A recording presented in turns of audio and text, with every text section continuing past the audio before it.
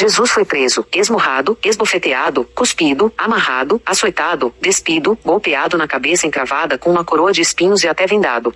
Só que uma coisa chama a atenção. Jesus não foi amordaçado.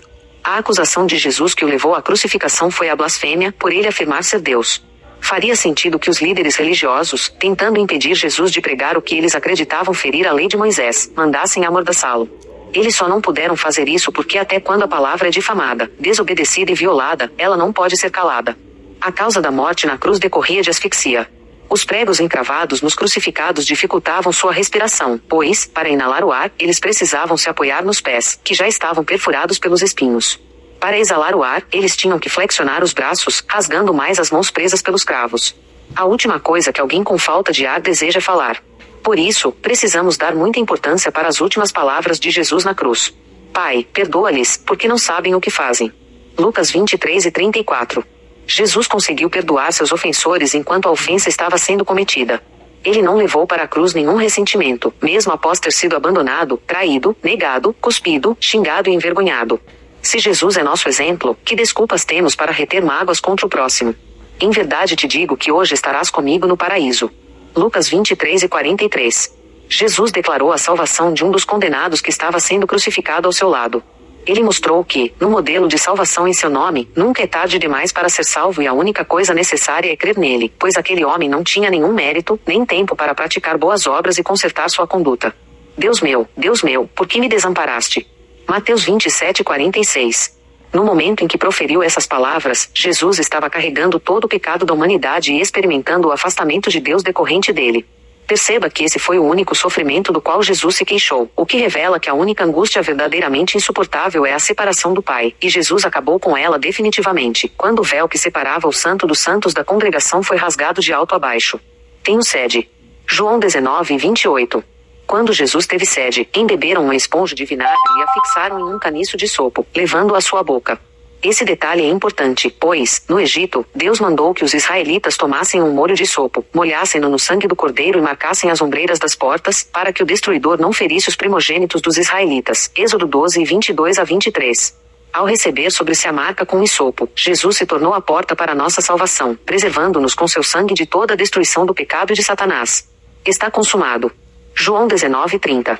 Jesus completou a obra que o Pai lhe enviou a fazer, cumprindo toda a lei e os profetas, e nos devolvendo a plenitude espiritual, emocional e física, para que fôssemos capazes de concretizar o propósito que Deus havia estabelecido para nossa vida desde antes da fundação do mundo.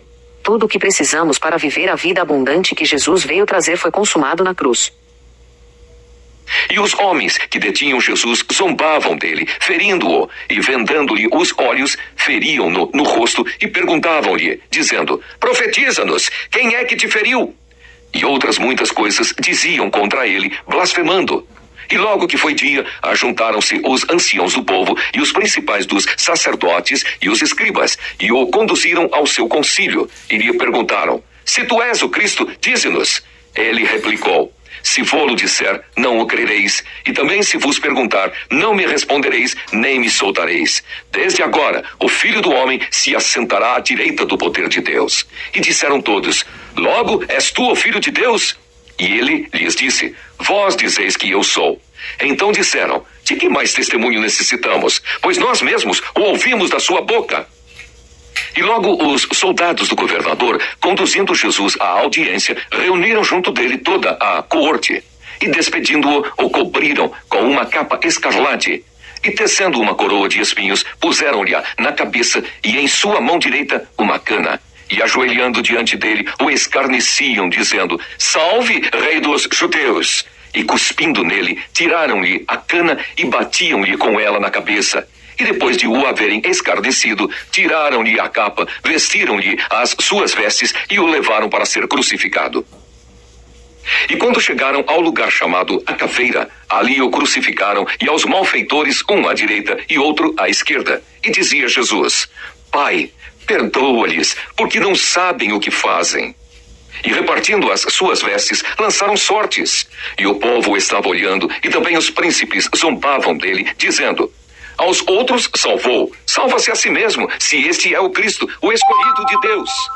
E também os soldados escarneciam dele, chegando-se a ele e apresentando-lhe vinagre, e dizendo: se tu és o rei dos judeus, salva-te a ti mesmo. E também por cima dele estava um título escrito em letras gregas, romanas e hebraicas: Este é o rei dos judeus. E um dos malfeitores que estavam pendurados blasfemava dele, dizendo: se tu és o Cristo, salva-te a ti mesmo e a nós.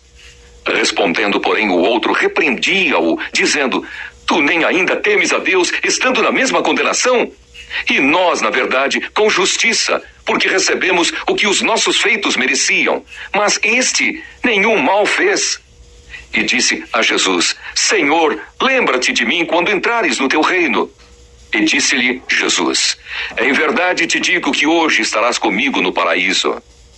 E era já quase a hora sexta, e houve trevas em toda a terra até a hora nona, escurecendo-se o sol, e rasgou-se ao meio o véu do templo. Depois, sabendo Jesus que já todas as coisas estavam terminadas, para que a Escritura se cumprisse, disse: tenho sede. Estava, pois, ali um vaso cheio de vinagre, e encheram de vinagre uma esponja, e pondo-a num hisopo, lhe a chegaram à boca. E quando Jesus tomou o vinagre, disse: está consumado. E inclinando a cabeça, entregou o Espírito.